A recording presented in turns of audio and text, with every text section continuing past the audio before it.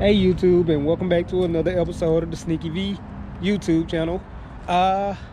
It's a gray, dreary, kind of sprinkly day today. It's been wet all day, but today is still a good day because I got my new rocker arms in. They didn't actually take as long to come in as I thought they were, and I'm gonna slap those in today. So here we have the 3 sets of old ones that are broken, and there was 2 sets on this side and 1 set on this side of the engine.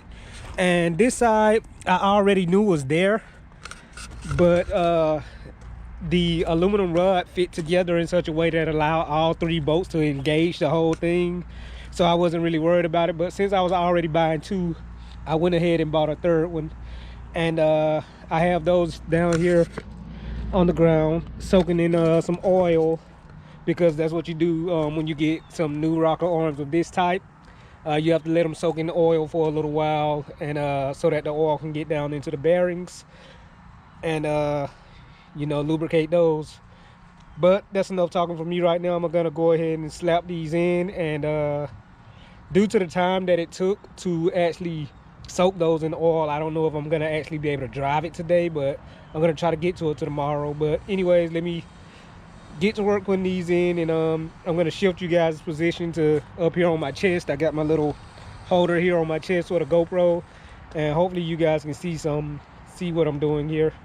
So let's get to it. Okay, so the first thing I need to do is get my push rods in position to allow the actual rocker arms to fit there. If either of the push rods are up, then the rocker arms won't be able to correctly seat into their position, so both of them have to be closed. So I'm going to be doing a lot of running back and forth to the car, turning it over a little bit, and getting the push rods into position so that I can actually put them on. And I might just time lapse that part, but we'll see. So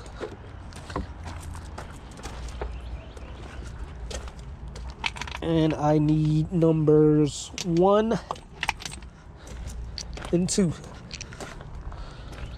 So I got rockers numbers 1, 1, and 1, 2. This is the first cylinder with the first 2 coil springs here, and they just pop on like that, and you bolt them down. And so far it looks like they're actually both in the correct position to be bolted down without having to worry about turning the engine over any. So let's grab the rest of the bolts for those.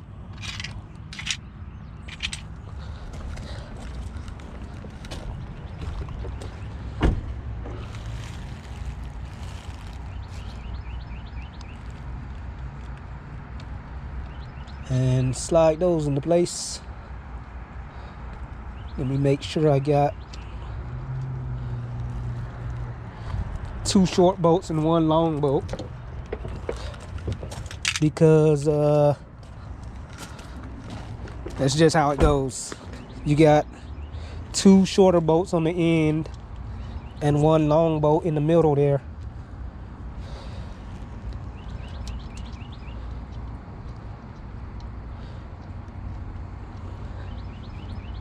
And these, I believe, torque down to I don't have to guess, I actually have the paper, and I have it on my phone here, so let me pull that up.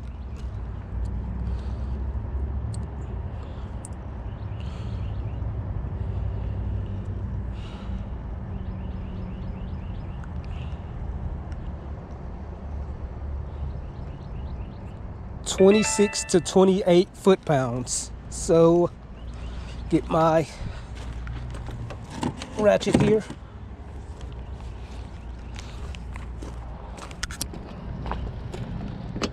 Set it to 26 to 28 foot-pounds.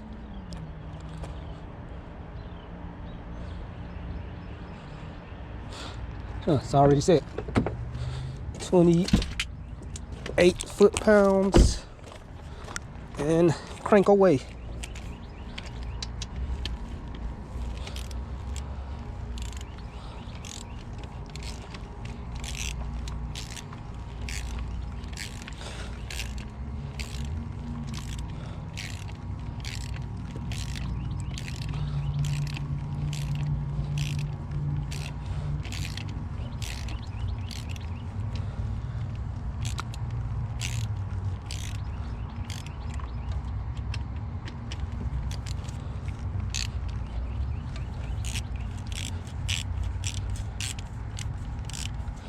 You know what? I'm just gonna use my freaking power tool to get them snug down before I'm torquing them down, because this is just taking too long.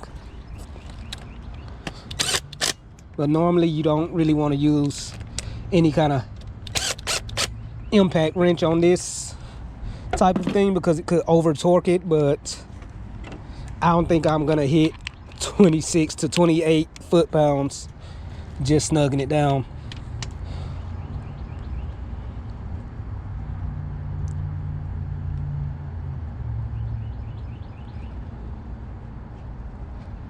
Jesus Christ.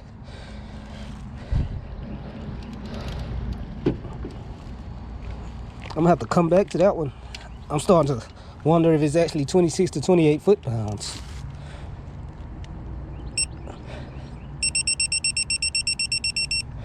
Huh, maybe I was just weak on the last one.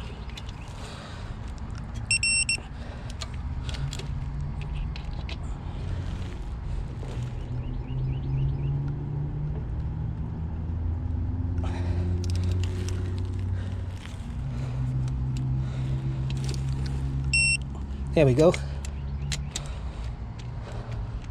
I don't know what was up with this first one. It just seemed like it didn't want to get there. So that's those three. And what I think I'm gonna do is actually do this in the order of like firing order. So let's see here. The firing order of an LS is going to be 1872653.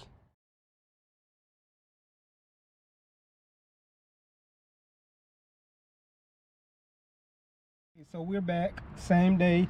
I've gotten all my valves lashed to what I want them lashed to, and now I'm gonna go ahead and try to start this thing up, and we're gonna see if like anything that I did actually helped with my air fuel ratio. The driver's side I always read between 28 and about 23, and I could never figure it out. So I wonder if it was that those cylinders on this side weren't firing. But I'm gonna go ahead and try to start this thing up, and I don't really see any reason why it shouldn't start right up. So here goes.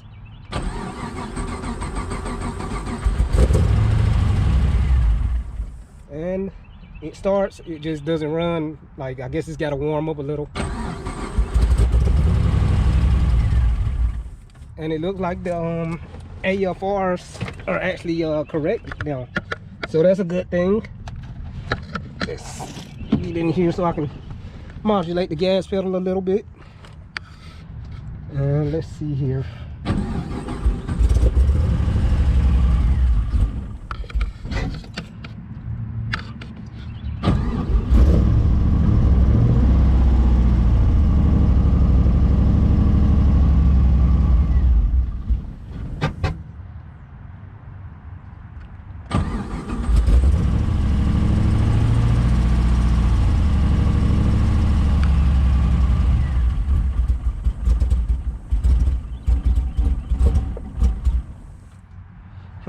It doesn't seem to want to run, but it is turning on at least. I'm gonna fiddle with it a little bit more and see if I can get it to actually idle. But it looks like my, as I said before, the AFR on the driver's side has now become good. It's reading like proper AFRs, air fuel ratios on the driver's side. It wasn't before, so it seems like that fixed the problem. But now I just got to get it back running again and go from there.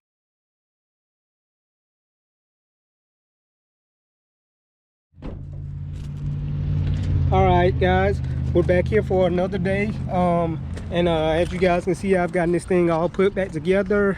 And let me grab my Loctite there. But anyways, I've gotten it all put back together, and gonna start it up here. Oops, forgot to turn it on.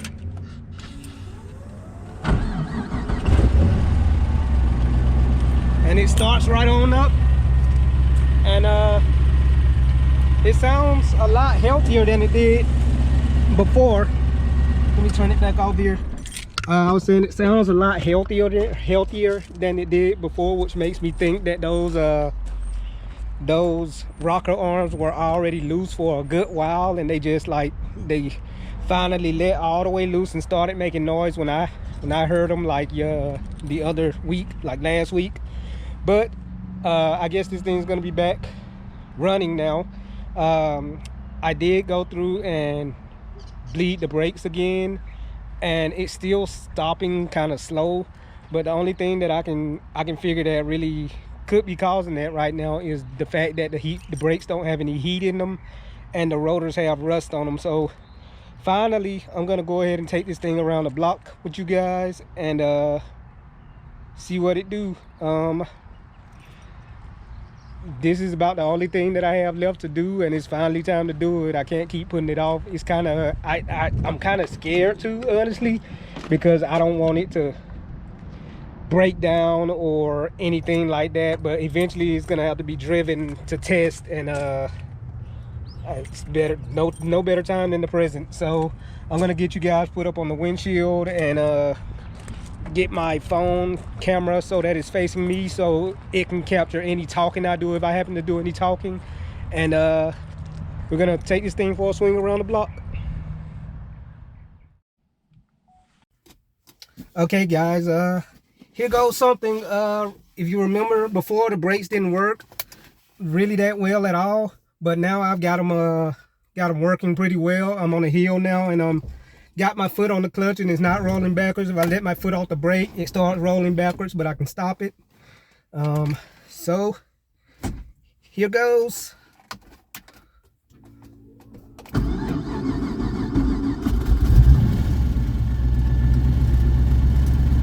Alrighty. And now instead of just putting it in reverse, I'm just gonna let it roll backwards on this hill because I don't have to put it in reverse.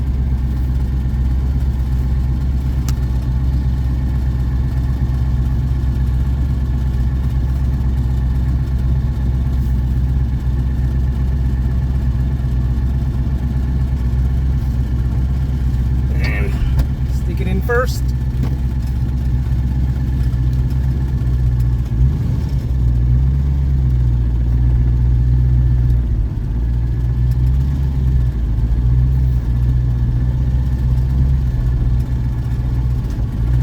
this car is always, well, not always, but it's been hard to drive for a long time because the power steering went out years ago, and I never got it fixed. And then I went and put a new engine in it, and it doesn't have power steering.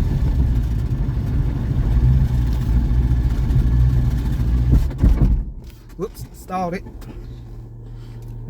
Trying to get over that speed bump.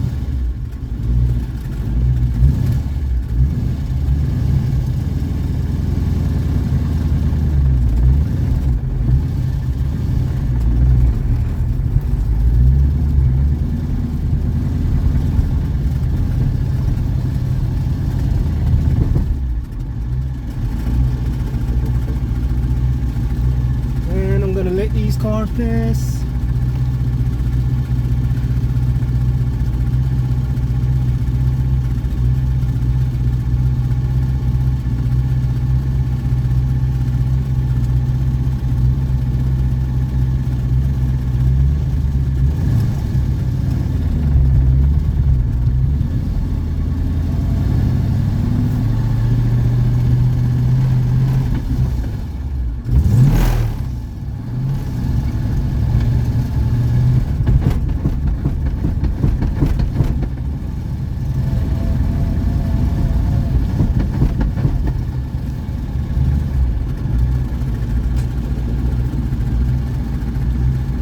And that was my fault. I'm not great at driving stick shift because this is like my second time driving this car and my second time driving a stick shift car.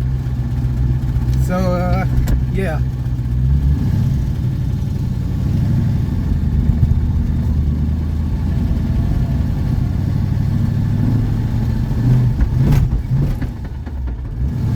And it doesn't really like to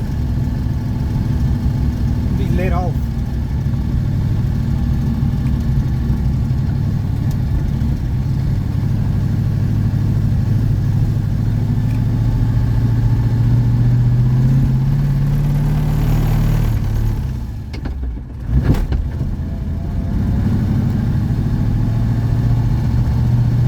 That first gear is really short.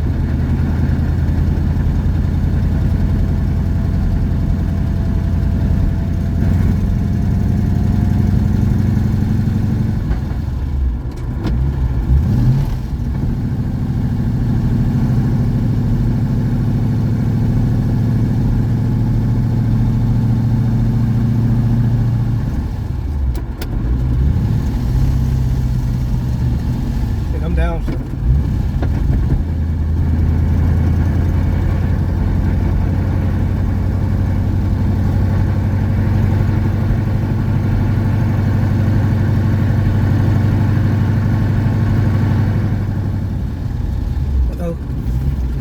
Stop sign. Well.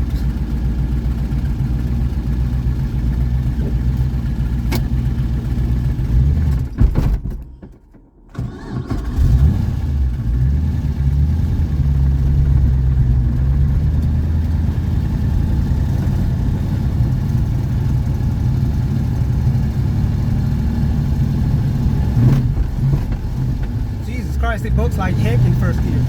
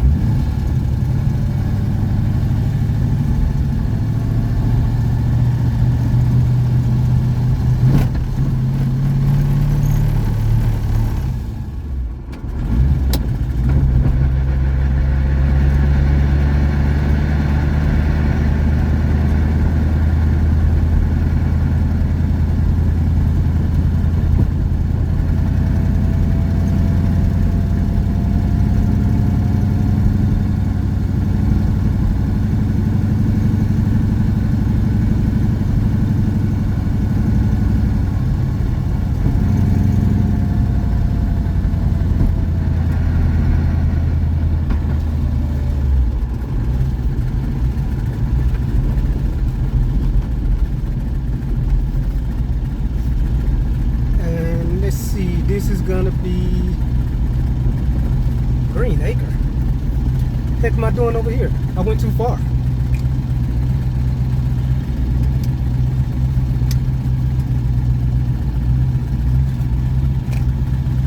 I didn't actually mean to come on this road.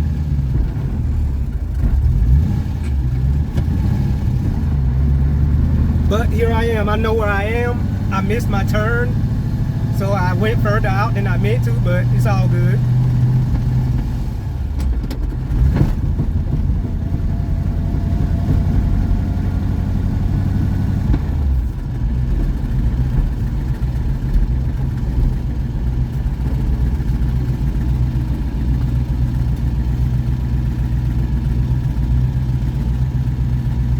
Shit, I think.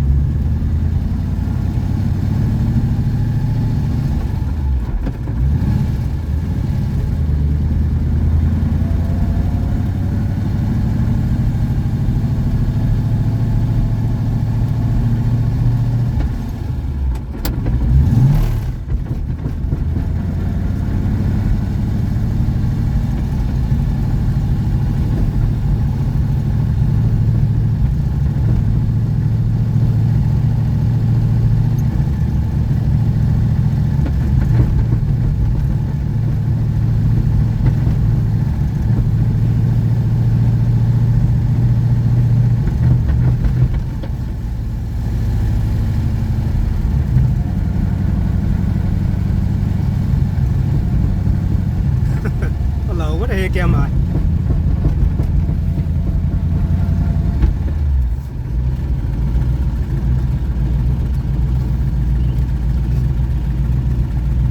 This should be where the store is.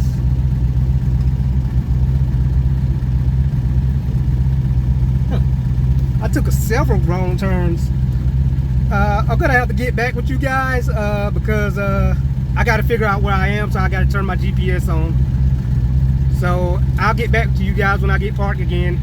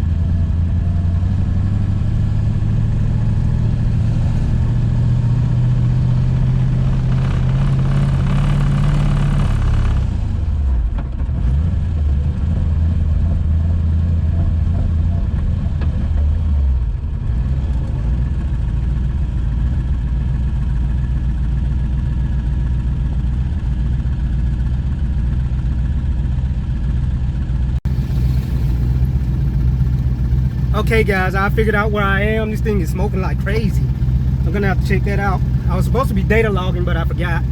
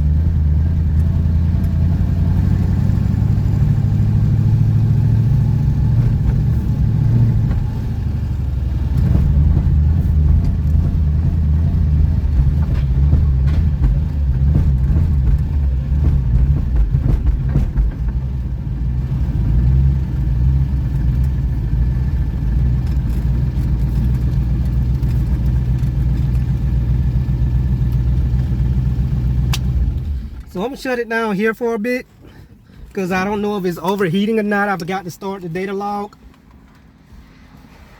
and I can't really check my temperatures and all of that. So let's see.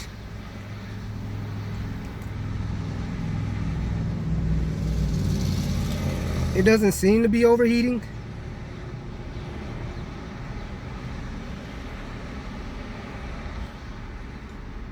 So I'm gonna run the data log for this last bit of the trip. I don't know why it was bucking so hard. I think it's because of that drive shaft, that center bearing support in the drive shaft just like flexing, and it just makes it really hard to drive, especially for somebody who doesn't drive stick shift normally. Oh shit, that almost exploded on me. But other than that, it seems to be keeping within temperature. It's keeping within like a regular temperature, but it's smoking a lot. I got to figure out where that smoke is coming from. It might just be coming from the clutch, or like, I don't know, particulate matter, whatever the heck you want to call it, burning off the exhaust. But it is smoking a lot, and it kind of freaks me out. But I'm gonna let it, I'm gonna let the, what you call it, the data log run for this last piece of the trip. I just need to go out and back around, back down the road to where I started at, and that'll be the end of this trip. The brakes are still not working anywhere near like I like them to, but they are sort of working, and that's gonna park the car for a little while until I get that figured out completely. And yeah, I'll just go from there. But for right now, I'm gonna check under the hood to make sure nothing is overflowing, make sure the coolant isn't overflowing, and I'm gonna get back on the road.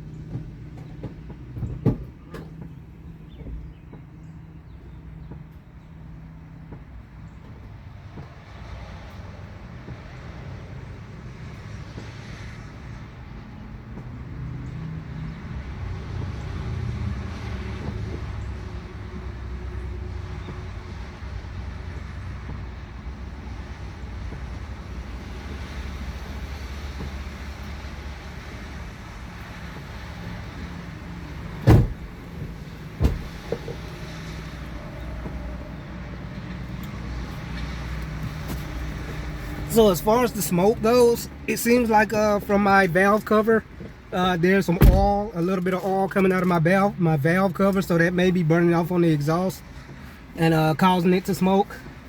But other than that, it seems fine. Nothing's overflowing. Of course, it's got that wicked freaking buck that it does, but I think I can manage that for right now. And I'm gonna take this thing back to the storage place. So here we go.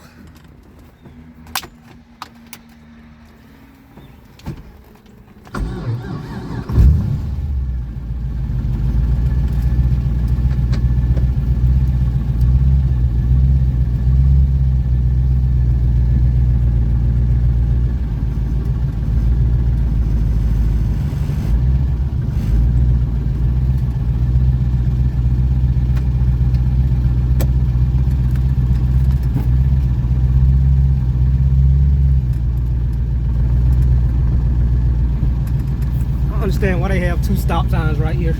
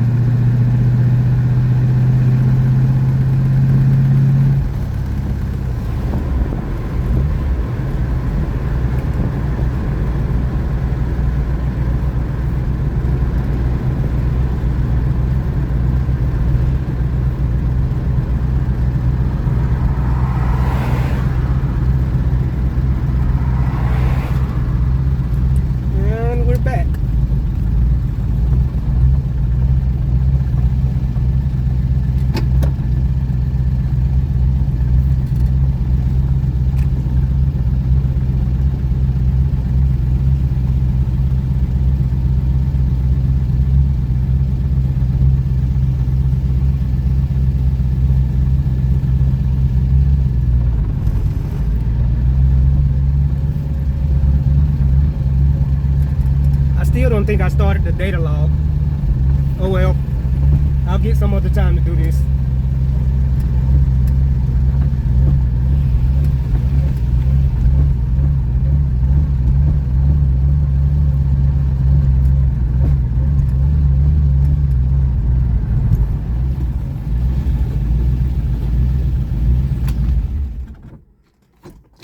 So, whoops, that's gonna be it.